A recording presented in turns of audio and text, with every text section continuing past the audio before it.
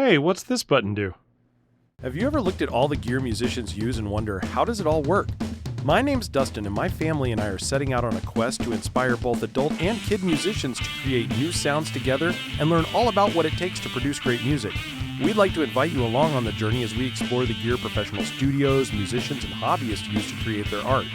We'll take a close-up look at the gear and ask, what's this button do? Hello and welcome to this week's episode of What's This Button Do? I'm your host Dustin, and today we're going to be taking a look at one of my favorite pieces of gear that I've ever found for studio recordings. You see, when I first started out building up the studio, I had very little gear. I had a couple guitars, an amplifier, and my interface. And I was trying to figure out how in the world I was ever going to be able to do a professional level recording out of my home, because all these pieces of studio rack mounted gear like compressors and like the distressor and EQs, they all cost a decent amount of money. That most of that stuff is just kind of expensive, and I was like, I'm never going to be able to afford that. And then I was talking to a rep one day, and they said, have you ever looked at 500 series? It's kind of neat because a 500 series will allow you to get some rack mounted gear, but because you're just paying for one transformer, one power supply, you're able to save a lot of money by just getting smaller pieces of gear. And I was fascinated by this. I thought, man, they can't sound as good as like the bigger boxes. And then one day I got a chance to go up to Chicago, and I visited a studio, and almost every piece of gear in that studio was a 500 series rack mount. And I was blown away. I'm sitting there listening to these preamps, and they sounded like $4,000 preamps. The guy was like, oh no, those are like $500. I was like, wow, that's still a lot of money, but that's doable. That's something that somebody could save up and actually get. But then he showed me a little piece of gear that absolutely blew my mind. He's like, you're a guitar guy. Do you have a lot of pedals? And I was like, oh yeah, I love pedals. Pedals are one of my favorite things. He's like, you don't need to buy a bunch of studio gear. You need one piece of gear, and then you can turn all of your pedals into a piece of studio gear. What are you talking about? And he said, there's this company named Radial Engineering, and I had heard of them before. Anytime you go to a big studio show, you'll almost always see a piece of radial gear on the floor. They have these boxes that, when you're running a lot of cabling and a lot of lines, they amplify the sound. They basically allow the cable to push that sound further out, so you can have longer layers of cabling without having any sound degradation. So I've seen Radial's boxes before, but he said, no, Radial has this box. It's called the EXTC and Reamp.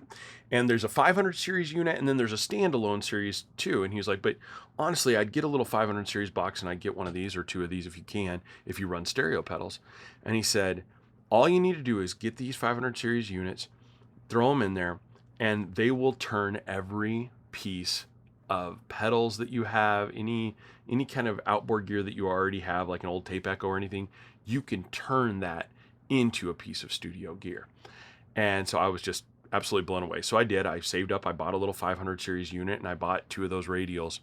And from that point on, it absolutely changed how I did recording, how I looked at things.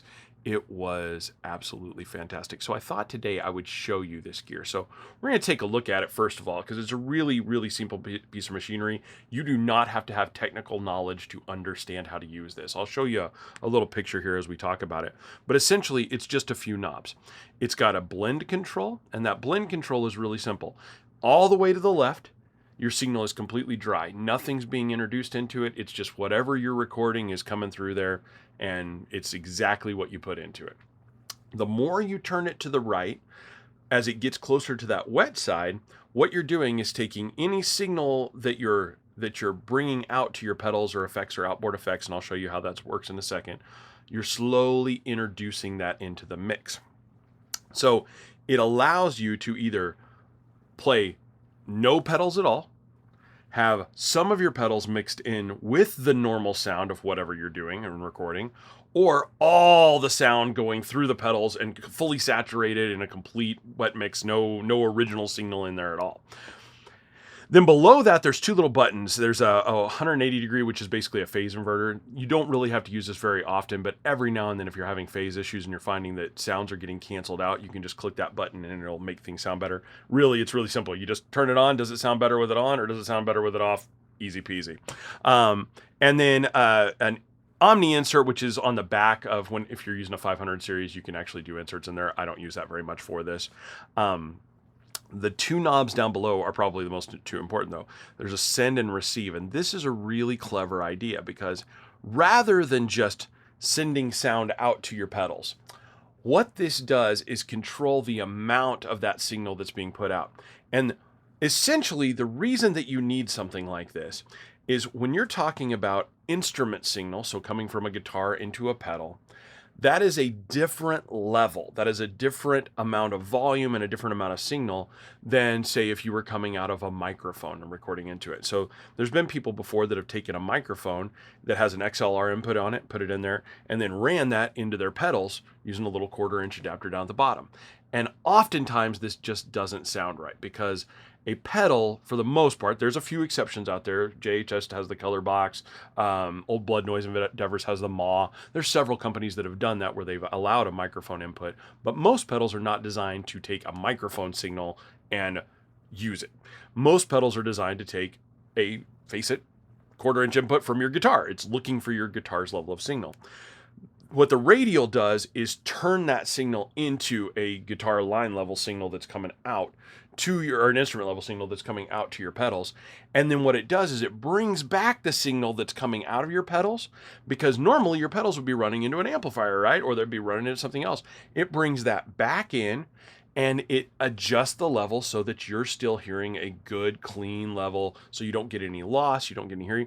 But what's neat is by having a send and a receive knob, you're able to increase how hard you hit those pedals. So maybe you're wanting to introduce a little bit of gain, or you're wanting to introduce a little clipping. You can crank that send knob up to hit the guitar pedals harder, or lower it down. If the signal's coming in too hot and it's making your pedal not sound good, you can turn that down so that the pedals have a nice sound. And because you had to turn it down, when you do the receive knob, you turn that up and it will allow you to keep unity gain across the board.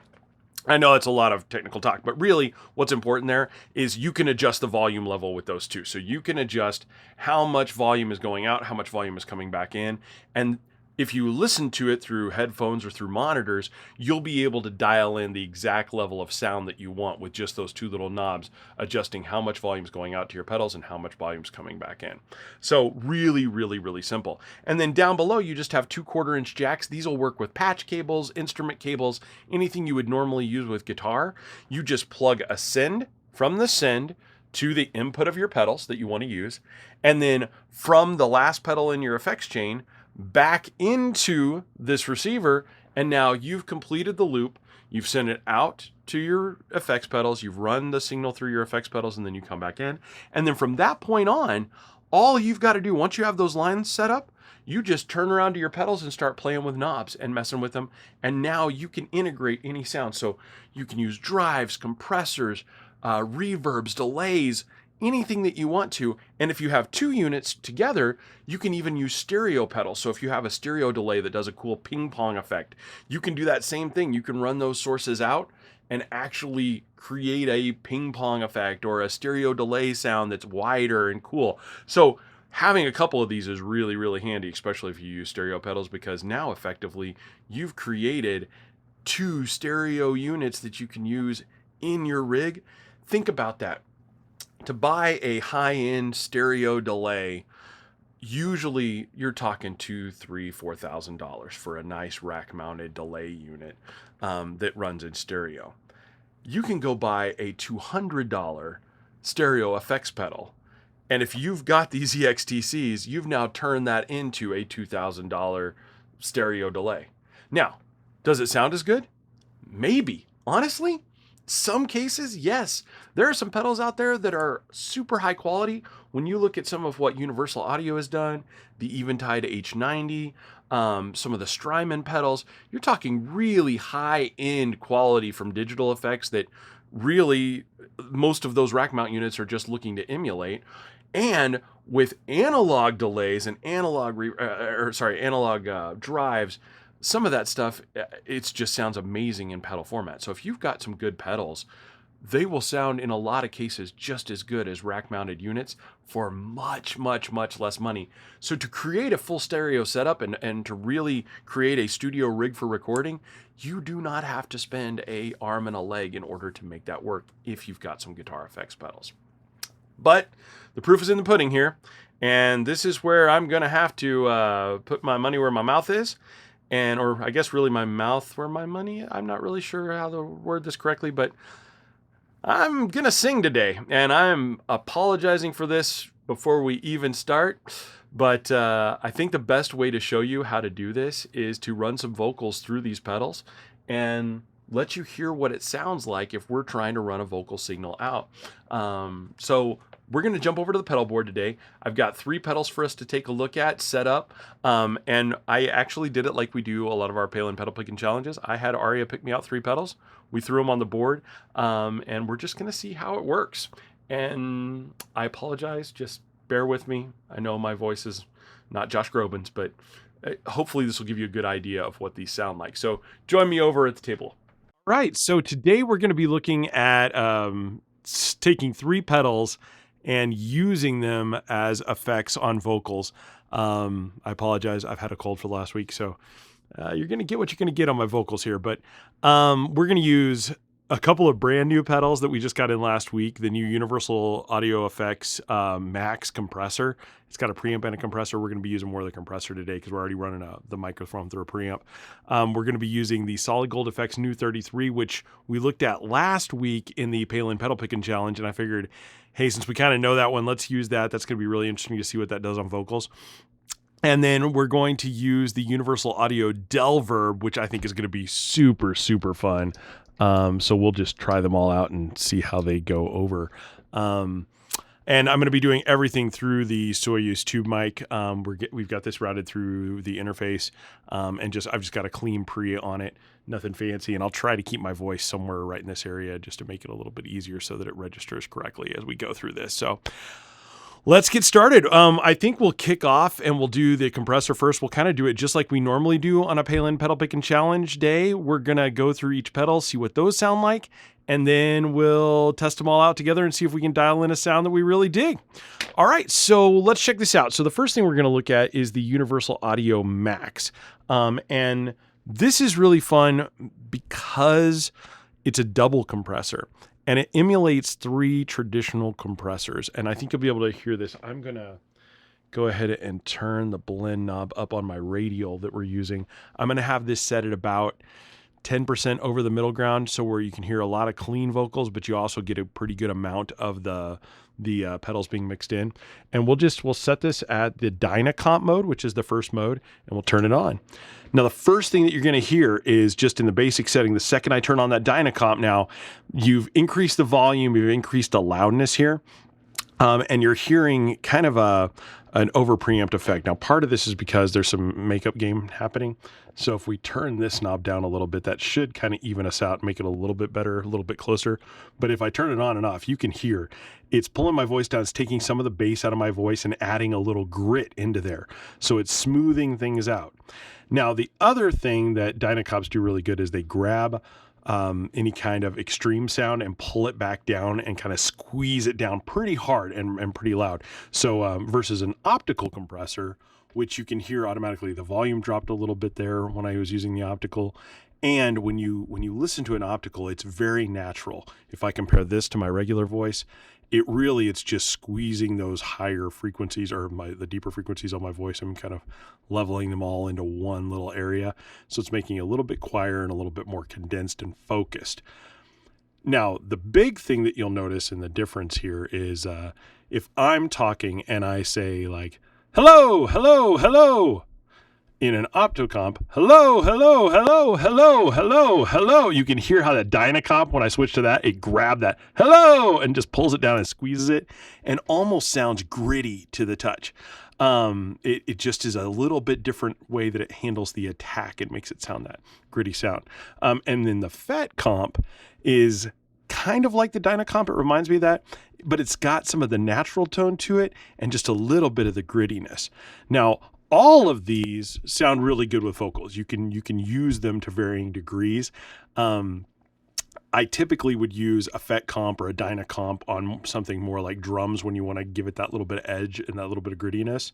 But if I'm just singing a song and I want to add just a little bit of grit to my voice, I can do this, and it gives it almost like you're singing into a loudspeaker. And if I go to the FET, I can get some of that grit that you would hear in something like Pearl Jam. Kind of, I know I was in a Pearl Jam cover band, so that's why I sound this way. But you can hear it just adds that little extra grit onto it.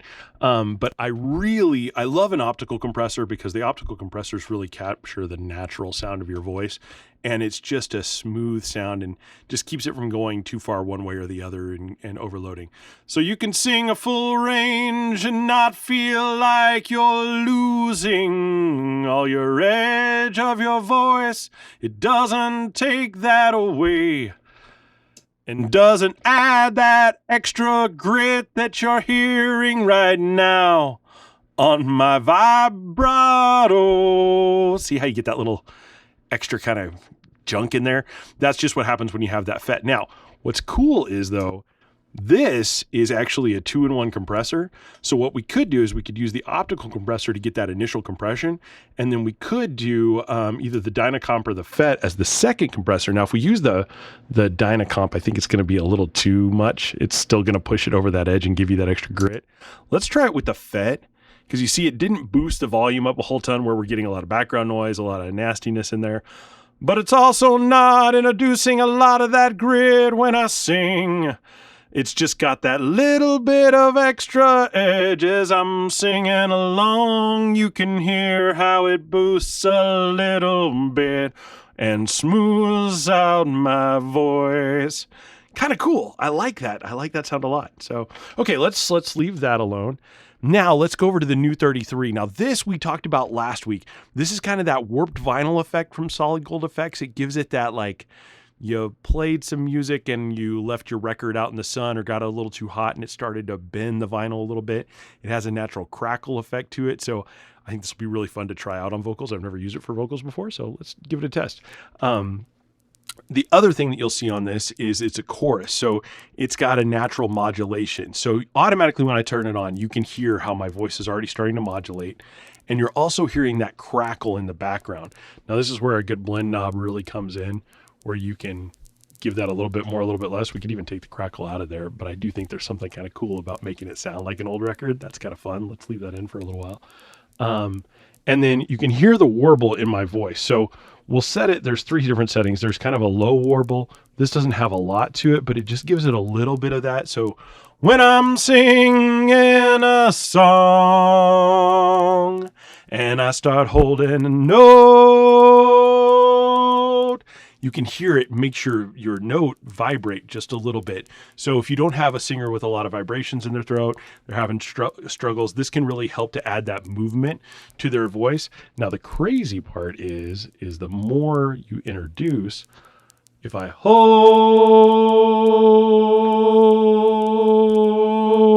you can hear that vibrate, but then let's turn it to the tremolo mode.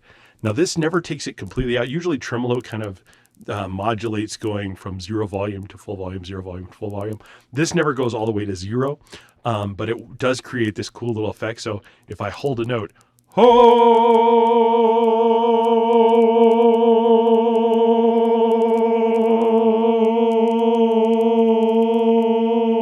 you can hear that note, hold,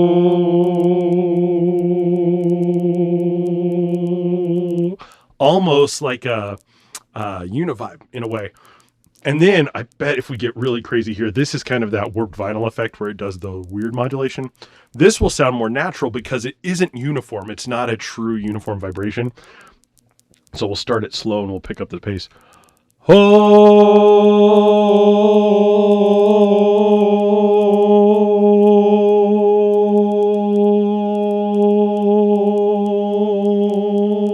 That's cool. I like that, like, little bit of just weird phasing that's happening there.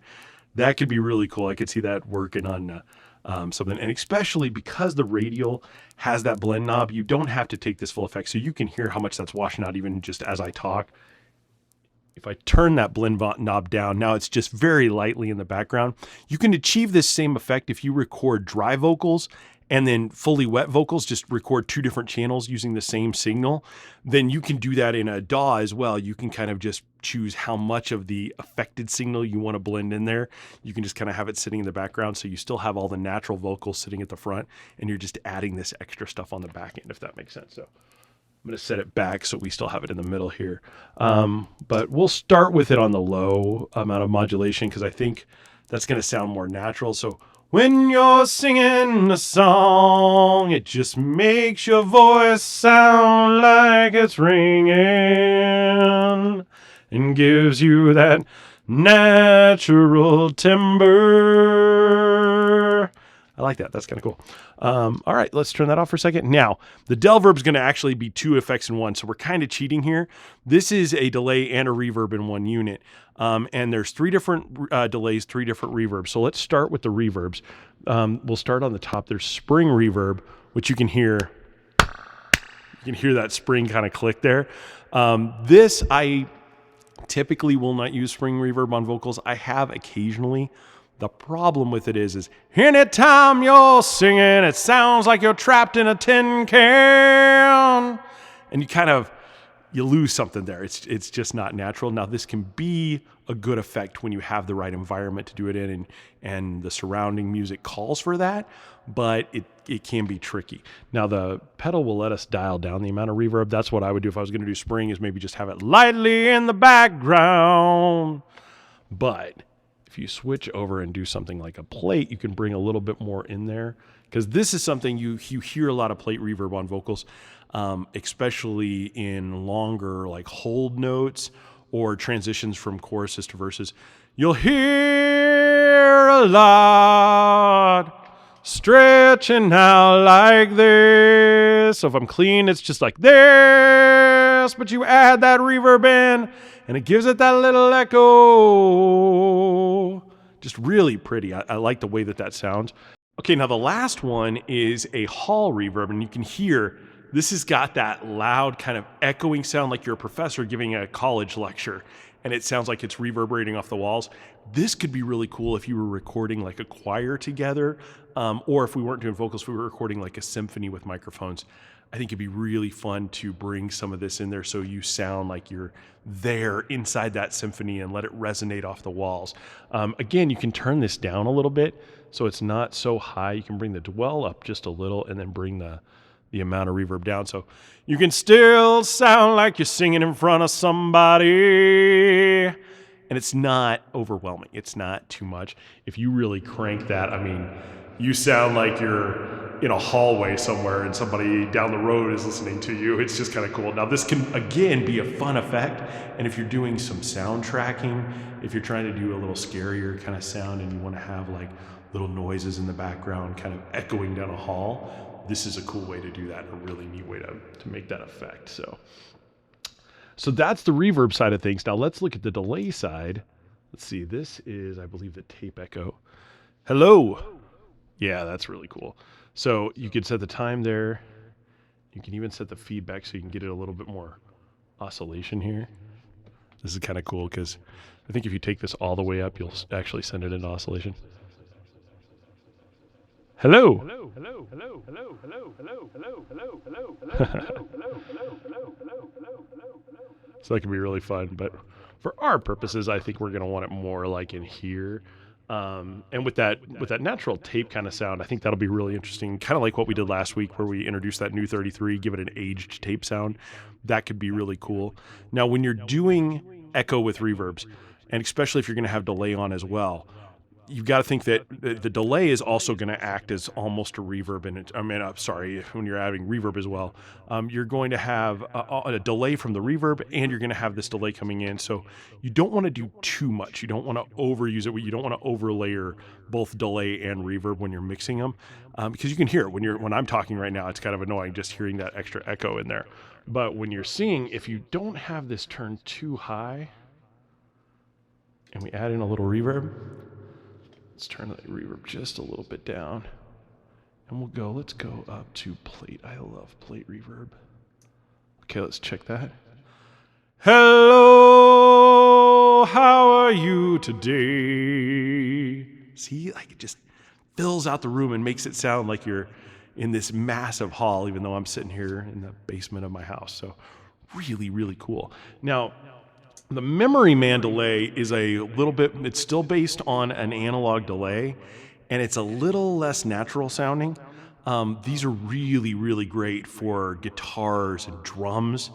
For vocals, you can hear the echo itself. Well, let me switch off the reverb so you can hear it. So test. You hear how it kind of warps your sound as you go through?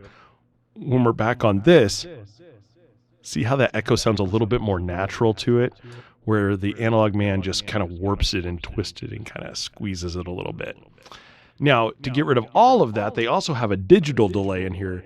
Now, personally, I don't like digital delays. I use them occasionally when you're doing like a really clean recording of guitars, but I like the warmth and that little bit of a change that natural analog delays have. Digital delays are just perfect replications of your voice. So, hello. It's just an exact carbon copy. I'm not a fan of carbon copying. I like to have just a little bit of variation. I like to hear a little bit of warble in there, a little bit of change. It just sounds more natural to me, to my ears. So I probably wouldn't use that for vocals, but there's, I'm sure, times when that's going to sound good, but we're not going to do that today. Since we're doing our Palen pedal picking challenge, we're going to do what we want to do. So I say, let's go for the tape delay, and we'll mix that with the reverb. Let's see how these all sound together. So we've kind of got our favorite settings dialed in. Let's mess with that and see where we're at. So let's turn them all on. I'm already liking this. And I'll add this into, that's a lot. So we're really boosting here. Let's turn down that reverb just a little bit. So we're still sounding very heavy here. Turn down the boost on that. Hello, my friends, hello. That's pretty cool. Still gonna be a little much now. If we turn off one of those compressors, my natural voice is gonna come through a little bit more. The more compression we add, the more away from the original vocal you get, which can be good, could be bad. I'm just gonna go with the one, I think. Let's just set it on optical mode, and then let's turn the blend down just a little bit on the warble, and let's turn the feedback down a little bit, and maybe the reverb down just a little bit more. Hello, my friends, hello. That's pretty cool. I really dig that. I like that sound. Let's mix in a little bit more warble. And we'll even try the tremolo. Hello. You can hear the vibration in the voice there. Let's do the unnatural warble. Hello, my friends. Hello. That's pretty cool too. And especially if we turn the blend knob down a little on the, let's turn the blend knob down just a little bit on the radial. Hello, my friends, hello. Now there I've got the radial setting at about 45% effects pedal, 65% dry. So you can hear it took a lot of that out of there. You're still getting that vibration, but you're not getting it over the top where everything sounds like there's a vibration built into there. I really, really love the way that sounds. Hello, my friends, hello. Yeah, I think that's it right there. Okay, that might have been the most awkward video for me to create ever, but I hope it really showed you what you're able to do with those Radial XTCs. You can truly change the sound of anything.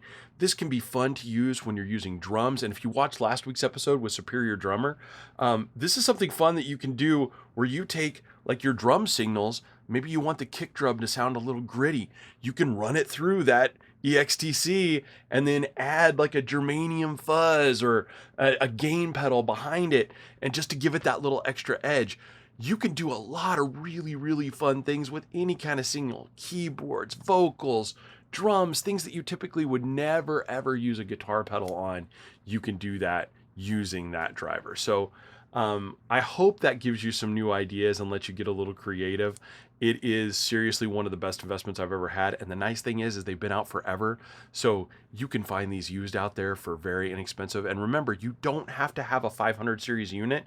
You can do these. They actually make little standalone boxes that you can just plug into a wall wart, get a couple of those, stack them on your desk, and use those to run out your signal, you're good to go. You don't have to go and invest in a 500 series unit to be able to use your pedals effectively in a studio setting. Well, as always, I'd love to thank our friends at Palen Music for hosting us this week. I hope they don't drop me after listening to me sing, but please, if you get a chance, go out there and take a look at some of their stores. They have some amazing new products coming in.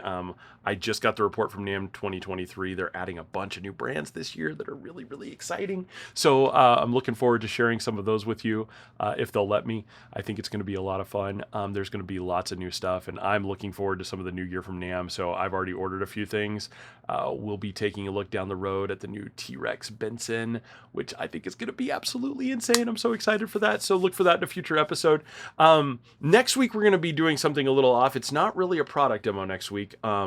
We're going to be talking about some changes in the industry and some things that I think will be really good for everybody to just think about, talk about a little bit, and then we'll be doing a new Palen pedal picking challenge. So thank you all so much for coming out this week. If you get a chance, take a look on Instagram. My handle's down below at What's This Button Do Dustin.